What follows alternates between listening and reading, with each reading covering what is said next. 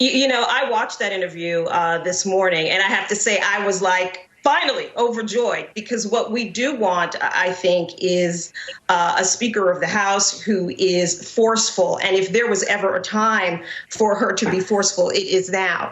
And so I was happy to hear her say that. I think a lot of people oftentimes look at the Democratic Party and feel like, where is the strategy, right?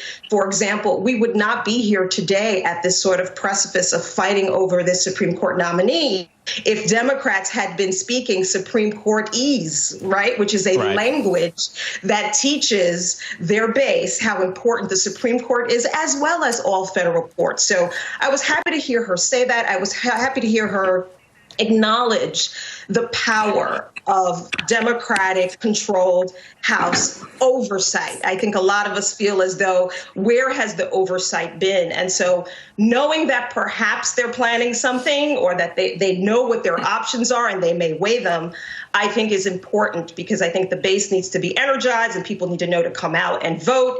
And this will get people out to vote. I can assure you of that. But it's nice to hear her say that and acknowledge that, particularly when you compare and contrast it to Senator Chuck Schumer. Right. So we've got less than a minute left, but I got to get Midwin and Brittany in. Midwin, go ahead, and then we're going to end with you, Brittany. Less than a minute.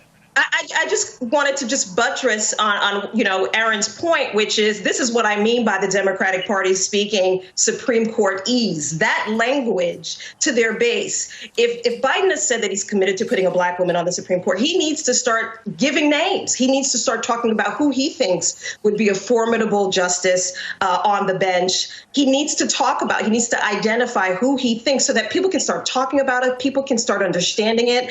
I think the Democratic Party has done an awful job, woefully inadequate job, at explaining to its base the importance of the district courts, the federal appellate courts. I clerked for the United States Court of Appeals on the Sixth Circuit. People need to know what those courts do and what the power is, because guess what?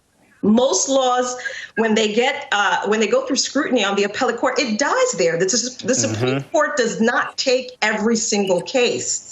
They do not grant certiorari in every single case. So it's important for the Democrats to do a better job, as the Republicans have done. They've done a masterful job of grooming their base to understand the value of the courts. They need to speak Supreme Courtese. Speak the language. And Brittany, I'm sorry, but